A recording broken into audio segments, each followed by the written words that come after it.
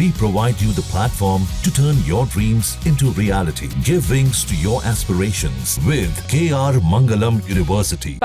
Mehta sir, परमाणु संपन्न वो भी हैं, परमाणु संपन्न हम भी हैं, और बार बार ये जबकि भारत की ओर से नहीं आया। भारत ने हमेशा ये बात कही है कि युद्ध नहीं, क्योंकि ये इकोनॉमी ग्रो करने का वक्त है। ये हर बार मोदी जी ने कहा है, हर मंच से कहा है, ये युद्ध का नहीं बुद्ध का देश है। बार बार ये संदेश भी दिया गया है। बावजूद इसके अगर ये परमाणु धमकी जो बार बार उनकी ओर से दी गई और अब एनसीए की बैठक कर कर ये जताया भी जा रहा है, हम हर बार ये नहीं कहेंगे कोई कुछ नहीं करेगा, इतना आसान नहीं है, डरा हुआ है, घबराया हुआ है, दुश्मन है, कुछ भी कर सकता है। अभी तक भी उसने अपनी तमाम जो मारक क्षमता है, बेस्ट पॉसिबल जिसको कहा जाता है, वो उसने करने की कोशिश की है। सर, आपने देखा होगा अभी तक जितना भी उसने बेस्ट करने की कोशिश की है, हमने बड़ा सक्सेसफुली उसको न्यूट्रलाइज कर दिया है। और क्या आप सोचते हैं कि हमारी एयर डिफेंस सिस्टम ने ये नहीं सोचा होगा कि कल को अगर इसने न्यूक्लियर वेपन यूज करने की कोशिश की तो हम कुछ नहीं करेंगे? हम उसके लिए पूरी तरह तैयार हैं, लेकिन हमारे देश की पॉलिसी है नो फर्स्ट यूज।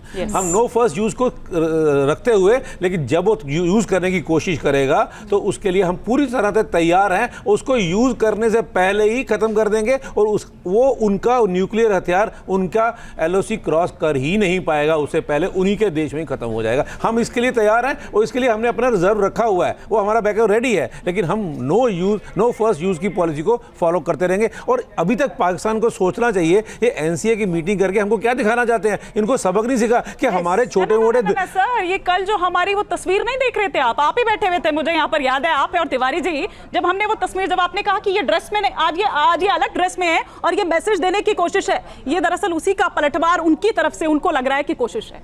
तो वही कह रहा है, एनसीए की बैठक करने से पहले वो अगर वो दिखाना चाहते हैं कि हम सोच रहे हैं न्यूक्लियर यूज करें, तो उनको अभी तक ये समझ नहीं आया कि हमारे ड्रोन, हमारे मिसाइल जितने भी भेजे सारे नष्ट हो गए, तो ये कैसे कामयाब होगा? ये हो ही नहीं सकता। मेहता सर, मैं एक सवाल यहाँ पूछना ये चाह रही हूँ कि क्या पहलगाम हमला करने से पहले भी पाकिस्तान ने, मुल्ला मुनीर ने मिसकैलकुलेशन किया और एक बार फिर से मिसकैलकुलेशन की जा रही है पाकिस्तान की ओर से भारत को लेकर? अभी भी बहुत बड़ी चूक कर रहा है पाकिस्तान। देखिए, उसने मैं ये नहीं कहूँगा कि उसने पहलगाम करके मिस कैलकुलेशन किया, क्योंकि पहलगाम में उसने जो किया था उसमें तो अपना उसने अचीव कर लिया और उसको पता था कि इसका रिएक्शन क्या देगा भारत, और वो दिया है भारत ने। वही कह रहा, तो उसने टेररिज्म एक्शन में वो सक्सेसफुल होते आ रहे हैं, पिछले 3-4 दशकों से होते आ रहे हैं, इसलिए वहाँ पे वो सक्सेसफुल हुआ। और मैं ये भी कह रहा, हमको सावधान रहना पड़ेगा, अलर्ट रहना पड़ेगा, ऐसी वाली और हरकतों में भी वो कामयाब हो सकते हैं अगर हम अपना इंटरनल सिक्योरिटी में एक्टिव नहीं हो। हमारे हर देशवासी को अपने ईयर एंड आइज को खोल के रखना पड़ेगा, ध्यानपूर्वक रहना है, क्योंकि जब वो ये मिलिट्री एक्शन में नहीं सक्सेसफुल हो सका तो वो ऐसी हरकत करने की कोशिश करेगा। जनरल द्विवेदी, ये दरअसल जो पहलगाम हमला था वो सीधे सीधे पीएम मोदी की इमेज को चुनौती था। ये सीधे सीधे, इसमें कोई शक व शुबा नहीं है। जब जाकर वो ये बोलता है कि मोदी को बता देना, तो ये सीधे सीधे पीएम मोदी की इमेज को चुनौती था, और उसके बाद ये जरूरी हो गया था और भारत ने जवाब भी सर उस तरह से दिया था। ठीक है, भारत ने पहले ये भी कह दिया था, क्योंकि भारत जानता है पाकिस्तान को कि पाकिस्तान किस तरह का मुल्क है। भारत ने बता दिया था कि ऑपरेशन सिंदूर यहीं खत्म नहीं हुआ है, तुम कुछ भी लेकर आओ, उल-सूर लेकर आओ, कुछ भी लेकर आओ, क्योंकि अब वो उसके खिलाफ ऑपरेशन ले आया है। उसका कहना कि ये जाके मोदी के बताओ, बेसिकली ये मान लीजिए कि मोदी भारत है और भारत मोदी है, तो इसलिए उसका ये कहना, ये उसकी तरफ से एक एक्नॉलेजमेंट है हमारे नेतृत्व के बारे में। ठीक है, दूसरी बात ये है कि जो भारत का नज़रिया रहा है, हम पिछले 7 दशक से एक पीसफुल नेशन ही रहे हैं। हमने किसी के ऊपर कभी भी ये ऐसा हमने वो नहीं करा है, कोई हमला करा हो। We have always done it for our own protection and the protection of our people and resources. तो इसलिए ये जो है पहलगाम का जो था, उनका एक ऐसा वो करे जा रहे थे, बड़े दिनों से करे जा रहे थे, लेकिन पहलगाम का उसका एक मिस कैलकुलेशन है जो कि हमारे को उन्होंने एक फोर्स करा कि हम उसको थोड़ा रिस्पॉन्ड करें जिस तरीके से हमने रिस्पॉन्ड करें। ठीक है, और इस कारण से हमने रिस्पॉन्ड भी करा, क्योंकि ये जो है ना केवल एक टेररिज्म का हिस्सा रह गया, ये एक मजहब का हिस्सा भी रह गए, क्योंकि जब उन्होंने पूछा मजहब जान के ही उनको मारा है, तो ये दोनों हिस्से हो गए जो कि बिल्कुल ही नाकाबिले बर्दाश्त है। और हमेशा से ही हम एक बड़े प्लेयर हैं, एक बड़ा देश है इस इलाके में, और हमने हमेशा से ही बर्डन ऑफ पीस जो बोलते हैं हमने अपने ऊपर लिया है। हमने कोशिश करी है कि पूरा हमारा नेबरहुड शांत रहे, पर एक टाइम ऐसा भी आना चाहिए जो लगातार इन एंटी नेशनल एलिमेंट्स को हार्बर कर रहे हैं, उनकी भी तो जवाबदेही होनी चाहिए।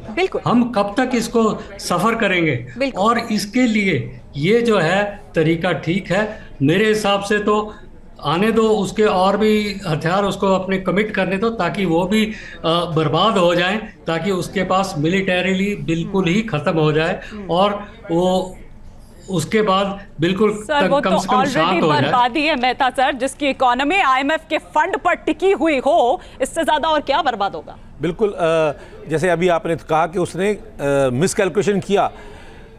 मुल्ला मुनीर के पास समय बहुत कम है, 6-7 महीने में उसने रिटायर होना है, तो वो सपने देख रहा है शायद वो भी एक परवेज़ मुशर्रफ बन जाए, तो इसलिए उसने इसको करते हुए मिसकैलकुलेशन करते हुए गैम्बल किया है। लेकिन उसको ये नहीं उम्मीद थी कि इसका रिएक्शन इतना बड़ा हो जाएगा। तो अब उसके जो रिएक्शन हो रहा है, और ये IMF वाले कितनी देर उसका साथ दे देंगे, कितना दे देंगे, वो जितना भी देंगे आज नहीं तो कल ख़त्म हो जाएगा। फिर उसके बाद क्या करेगा? फिर कहाँ जाएगा डोरा के लिए? अब धीरे धीरे सारी उसकी जो भीख मांगने वाली जगह थी सोर्सें बंद होते जा रहे हैं। अब इसको कोई नहीं देगा, क्योंकि जो भी देश कंटिन्यूसली अपनी हरकतों से बाज नहीं खाएगा, आतंकवाद को सपोर्ट करता रहेगा, उकसाता रहेगा, उसके लिए धीरे धीरे हर देश उसको रुक जाएगा। अभी आज के टाइम पे पाकिस्तान के पास कौन खड़ा है? अगर आप देखो 65 और 75 वन वॉर में पाकिस्तान के पास कंसिडरेबल देश थे जो उनके साथ खड़े हुए थे, लेकिन आज के दिन में सिर्फ कौन है?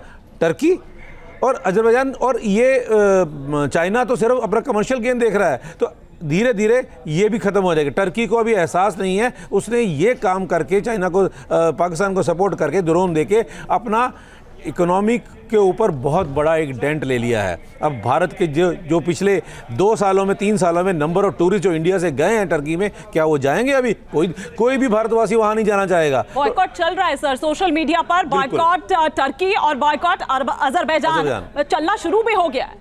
बिल्कुल, तो ये हमारा बाइकआउट ही उनके लिए एक मेजर डेंट होगा। उनको ये सोचना चाहिए थे, टर्की ने ये बात सोची क्यों नहीं? मूर्खता वाला काम किया है, और ये जल्दी ही उनको सबक मिल जाएगा। और शायद अगर गुड सेंस परवेज तो शायद वो अब इसके आगे ना दें, क्योंकि जितना भी उन्होंने दिया था पाकिस्तान ने, तो जितना भी उसको मिला उसने एक साथ यूज़ करना शुरू कर दिया। एक साथ 400-500 ड्रोन भेजने के बाद उसने क्या वो टेस्ट कर रहा था कि इंडियन एयर डिफेंस सिस्टम की कैपेबिलिटी क्या है। वो प्रूव हो गई है, हमने उसको साबित कर दिया है। तो बिल्कुल ये प्रूव हो गया, हमने साबित कर दिया। लेकिन अब जो बड़ी अपडेट है, जो तस्वीरें आ रही है पाकिस्तान में उस डिस्ट्रक्शन की, और हम बार बार कह रहे हैं, और आज भी MEA ने उस प्रेस कॉन्फ्रेंस में एक शब्द पर बार बार जोर दिया। विक्रम मिस्री ने एक शब्द को दोबारा रिपीट करके बताया था, we are responding, we are not retaliating, we are responding. Respond कर रहे हैं, हम इसलिए रिस्पॉन्ड कर रहे हैं क्योंकि आप गुस्ताखी कर रहे हो, आप लगातार भारत की सीमा में एंटर होने की कोशिश कर रहे हो। सिर्फ इतना ही नहीं, फतेह 1 सरफेस टू एयर मिसाइल तक भी दागा, 1:कुछ पर उसने वो हिट किया। हालांकि हमारे एयर डिफेंस सिस्टम ने उसको भी नेस्तनाबूद कर दिया, लेकिन एक के बाद एक ड्रोन से हमले और कई बड़ी आर्टिलरीज का इस्तेमाल किया गया है पाकिस्तान की तरफ से। सिविलियन सेंटर्स को बार बार टारगेट किया गया है, और उसके जवाब में फिर भारत ने जो रिस्पॉन्ड किया उस पर देखिए, रावलपिंडी, शोरकोट, चकवाल, नूर खान, HQ-9 जो उनका एयर डिफेंस सिस्टम है, उन सबको भारत ने वहां पर बर्बाद किया है। सिर्फ पाक के चकलाला एयरबेस को, ये वो एयरबेसेस है जहां से लगातार पाकिस्तान ड्रोन या फिर अपनी आर्मी रेगुलेट करने की कोशिश करता है। जो वहां की एयर डिफेंस सिक्योरिटीज है, फोर्सेस है, वो वहां से रेगुलेट होती है। लेकिन रफीकी एयरबेस जहां से ड्रोन लगातार अभी भारत पर किए गए थे हमले, वो रफीकी एयरबेस था, वहां पर भी उस पॉइंट पे सेंटर करते हुए हिट किया गया। यानी एक मेजर नुकसान 26 जगह पे। रोहित, आपने कहा एयर डिफेंस सिस्टम, उसके बावजूद वो खुद के खामा ख्याली के लिए, ये कहते हैं ना कि खुद को दिल को बहलाने के लिए ये ख्याल अच्छा है गालिब, वो ऑपरेशन सिंदूर के खिलाफ ऑपरेशन बुनियान उल मरसूस लेकर आया है, जिसका मतलब ही है लोहे की मजबूत दीवार, शीशे की मजबूत दीवार। और वो दीवार कितनी मजबूत है ये तो पिछले 2-3 दिनों में हम देख चुके हैं। उसी एयर डिफेंस सिस्टम टेररिज्म जिसका जिक्र आप यहाँ पर कर रहे थे। बिल्कुल, नाम आप कुछ भी रख लीजिए लेकिन इरादा होना चाहिए, इरादे हमारे नेक है। और हमने अभी भी यही बात कही है बार बार, ये हमारे साथ दोनों मेहमान भी इस बात को भी मानेंगे कि हमने बार बार यही कही कि हमारे सेंटर पे, हमारे टारगेट पर कोई भी सिविलियन नहीं है, ना ही कोई सिविलियन स्ट्रक्चर्स है। हम वॉर नहीं कर रहे हैं, हम बार बार कह रहे हैं कि हम टेरर के खिलाफ लड़ाई कर रहे हैं और जो टेररिस्ट स्पॉट्स हमने पॉइंट आउट किए थे, हमने वहां सिर्फ स्ट्राइक किया। न्यूज नेशन अब व्हाट्सएप पर खबरों के ताजा अपडेट के लिए न्यूज नेशन के इस QR कोड को स्कैन करें।